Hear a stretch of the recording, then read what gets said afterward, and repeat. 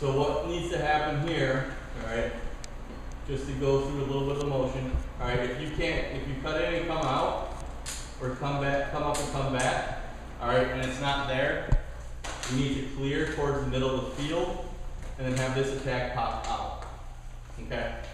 The reason is, as you guys can see, all right, my midi goes to the middle, follows the D, attack has a D on their back, and now they're popping into the open space with the potential of passing the ball off the field. Okay, that's one way when you're getting a quadruple team to help you guys out. Okay, so as you're running out, you know, the 4 defenders end up here. This person shifts. All I do is if I see them running into open space, I step, I pop out, around, try to get around the double team and get space from them, and then pop it over to the person upfield. Okay, and then generally what happens is if you can hit this pass, like it's not going to be 100% all the time, but if you can ever find this, it's going to be like a 4-on-2, 4-on-3 on the backside. Okay, and it's a simple pass, goal. All right, that's the first way to do it. All right, the second way. All right, all this happens. Okay, we'll just keep it with the upper D just to make it easier. Midi, and then the attack pops out and the D stays with them. All right, the low D, as this upper D gets up here. All right, and then they have their 3 on them. Okay, what needs to happen right now, if you think about it, low D comes up to here to be an outlet behind that. Okay, because what happens is you have 3 here, nobody's on the low D, right? Usually, because usually the attack is shifting all up, then everything back here is open.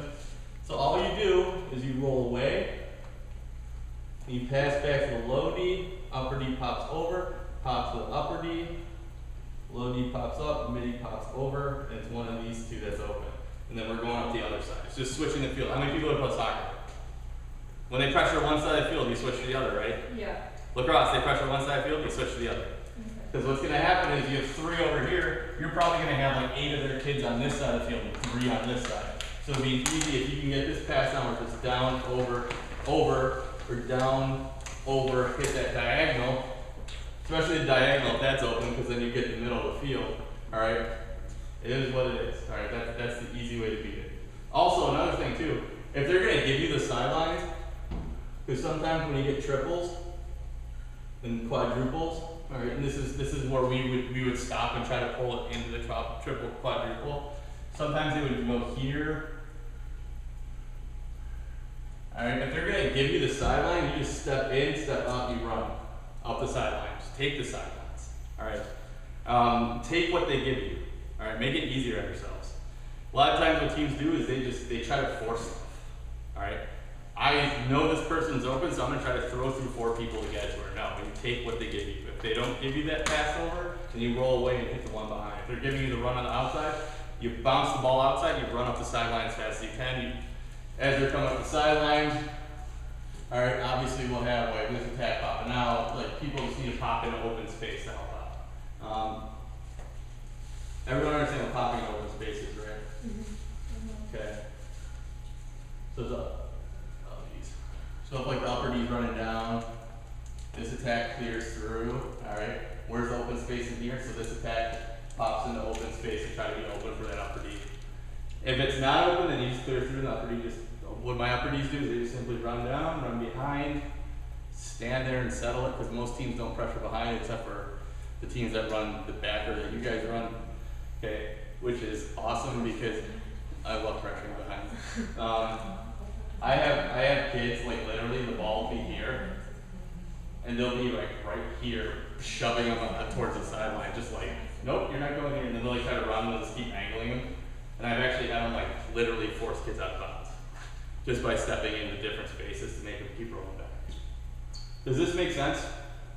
Mm-hmm. Okay. Support from the back. I know it looks like really crazy right now. Support from the back is very essential though when you guys are clearing the ball off the field. Okay. Every time the ball goes up, let's say it goes up 15 yards, the low D and the upper D and everyone behind them needs to go up a little bit more. Okay. My philosophy for the defense is we're helping to clear to the following 30. My philosophy for attack is we're riding to the other 30, okay? Okay, so we'll work on rolling back and switching the field when we go back outside. It's a really simple drill. There's no defense on you, so it's nothing to panic about. It's just catching, running a little bit, rolling back, throw, off the other side. And then you go the other way. It's really simple. Okay.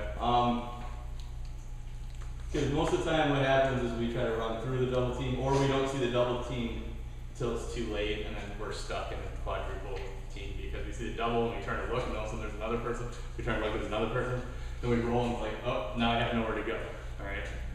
It's got to be quick decision making. Once you get there, you see the double coming. That's when you pop. You look around, you pop to an open space where no one is before the defense gets there and really gets you stuck.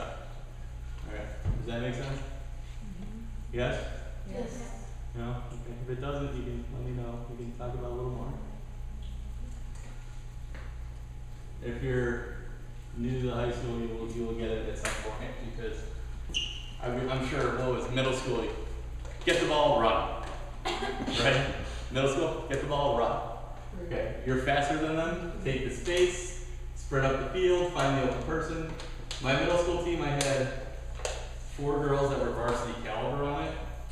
And it would just be, the reason why we won state is because not only would we take the ball, run, I taught them how to do this because they could do it because they had the stick skills. And we would run, oh no, there's a triple, just lob over, and all of a sudden it's like a 6-on-2.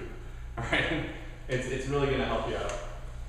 Now, if the other team gets the ball, okay, you guys need to figure out what you're going to do when you're redefending. Okay? How are you going to mark up? What are you going to do? Are you going to talk about the zone or something? Okay. What we do at my school is we do a 33 zone. Okay. So right when the goalie makes the save, low attack gets right on the goalie. Okay. Anybody know why I do that? Goalie can't pass it. It creates time. Okay. Especially if your middies are dog tired. Okay. Middies get dog tired sprinting up and down the field. Okay. This gives them time to get to where they need to be without a quick pass out and up. Okay. Middies drop back to the 35s. Alright, the reason why I have my middies drop back right away and don't worry about right here is because then they have less space where they have to sprint with somebody. Okay. Me, I have probably about 13 girls that can play every game. So I've had games where I've never subbed. And my middies doing this type of stuff have conserved so much energy that at the end of the game they're still outrunning the other middies. Okay. Usually in the back we have their attack. We'll say they're running a box. Most teams in the run a box. Low D, they lock them off.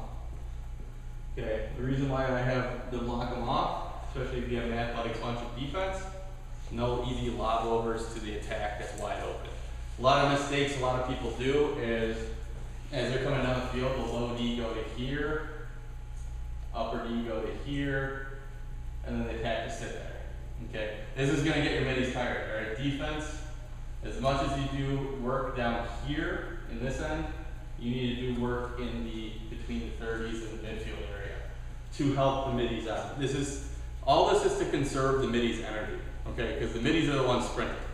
The middies are the one where if you go take it down, you throw it to the attack after playing defense for 4 minutes, and the attack shoots and misses, and then all of a sudden it's their ball again. They're gonna get mad, okay? My middies are the only person other than the goalie on my team I have given them the right to come to me angry. Okay, anyone else, I'm like, I don't want to hear it. Middies, sure, because it's usually like, we're not slowing it down on offense, and that's why they're mad. And then it's like, okay, well, let's take a look at how we can do that. All right, do you have a question? What if they keep an attacker down low? Like way down here? Yeah. So this attacker's here, low D. Okay. Locking them off. Okay, this is just 10 on 10 instead of 11 on 11. Okay. If you're stuck down here. Okay. One of our big competitors last year, they had this 5'11" girl that literally be here the whole time, and they would just try to lob it to her the whole time. So I just took my 5'9" girl that was a low D and just like, hey, you're right there. All right. I'm like, I don't care if you foul her, anything that goes to her. If you try to jump, you try to get the stick in the way. If you foul her, you foul her. All right. Same thing here. All right. No matter who that is, you just try to stick with her. Try not to let her get open. Know where she is. Okay. If you shift up here a little bit, that's fine, okay? But just know that if they're gonna throw that long pass, you need to get back and try to intercept her back and force her back behind the net. Okay. Does that make sense? Yeah. Okay, so we'll leave you there. Alright, so from here, this low attack pops to the middle. This upper attack pops to the side. This upper attack pops to the side. Okay, they have the low D, upper D, mid E. Okay. Obviously, when you look at this is what we run. This is like an example. Okay. When you look at this is like a structure of what my team does. Okay. What are we leaving open? The middle. No. Behind the goal. Yeah. There's the middle. Other. Even right here, there's my middle.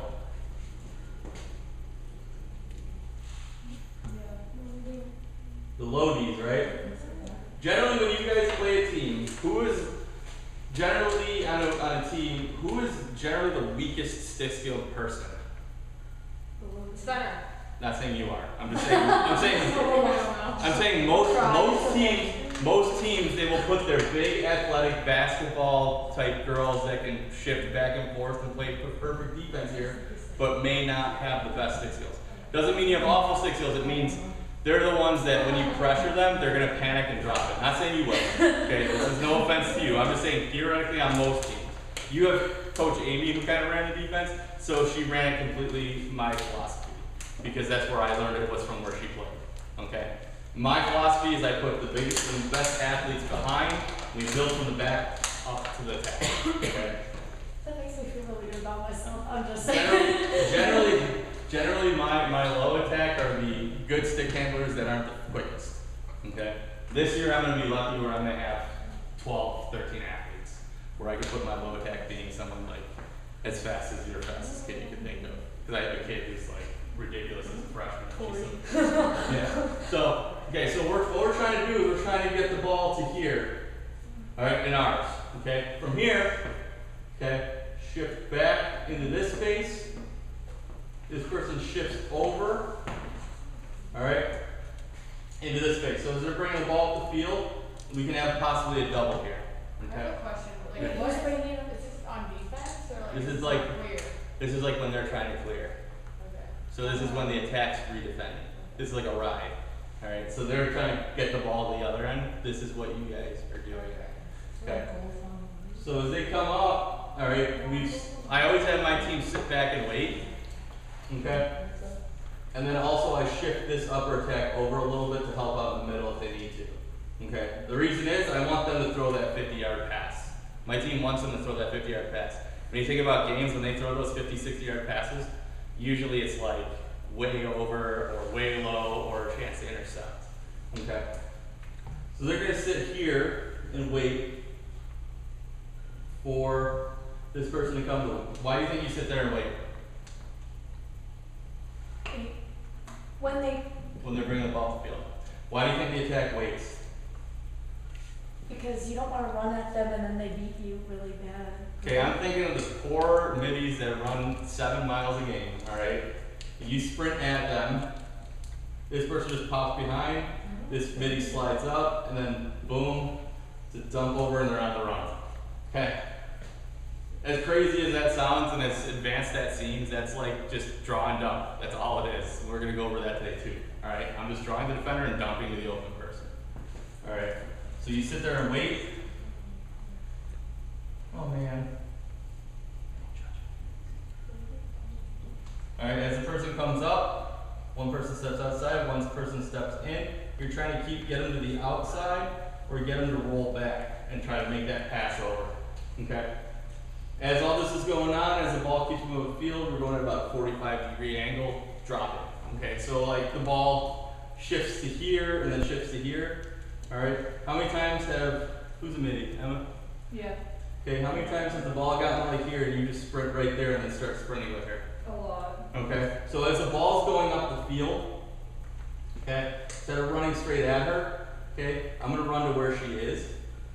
This is going to shorten your run by like 50 yards. Okay? Going over and up is like a 50-yard run, that's a 20-yard run. Okay? And then as you get there, you're just gonna try to keep them to the outside.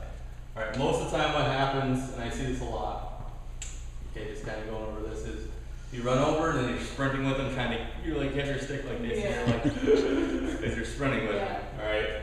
You need to make sure you cut off the angle. That's half the battle. Alright. Midfield, midfield transition is really easy, compared to the attack, okay? If you're doing a man-to-man or something like that, the attack are the ones that are riding and trying to check and stuff most of the time. Alright, especially in my dynamic, alright? They're running and they're trying to roll the person back and check and get the ball and stuff. Because if the attack gets called and they go 4 behind, is that really detrimental to our team? No. No, because we still have our 7 defenders back. Okay, so I most of the time I don't like my team checking, but I give my attack free reign. I'm like, just don't hack them in the head and we're good, alright? As this is going on, like it's moving, the middies literally just drop back at 45s into open spaces to keep that 3-person zone as they're going back. Does that make sense? Now, if a midi has a chance to jump a ball, like if Emma's there and then she's like, oh, that's a lob, sweet, and she jumps up, snags it, like obviously that's what we're looking for.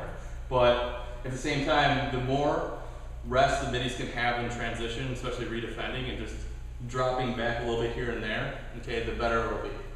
Alright, if this person sprints in, you don't really need to follow them into this area because that's where our 4 attackers are. That's my philosophy. Okay? So if she sprints in, I have my 2 attackers right here, like go knock her over. Alright? And then you're just kind of shifting into space here while this person's shifting back and just keep the basically you guys are the general of the in between the steps. Does that make sense? Yeah. Okay. Obviously, this type of thing is a little advanced. It's going to be more than just talking about on board. You'd have to practice it and stuff. This is the only 2 things I coached my first year at Park Tutor: the backer defense and this ride, and that's it. We just worked on fundamentals, and I just coached those 2. I didn't teach offense. I didn't teach how to transition. I just taught draw and dunk, and we just did that the whole way up the field. And my first year, we went 14-2. All right, it's because we had a plan. Bring the ball up the field, or we had a plan, bring the ball up the field, draw and dunk. We had a plan, redefending, where the middies will stay rested the whole time. And, defense, we were just loud and crazy and just destroying people. I think my 3 years there, we haven't had a season where we've had over 5.5 goals a game against. So, and part of it's coming from this redefend. Okay. Ideally, what we're trying to do with this though is just make them make 7 passes because it's more of a chance of a mistake than just like a 1 pass and run. Okay, make 7 passes. I dare you to make 7 good passes. Right? One of them's going to be on the ground and someone's going to get it. Just simple as that. You guys kind of get that? Okay. Most of this was just talk. Like it's easier for me to demonstrate what the MIDI should do when I talk about this.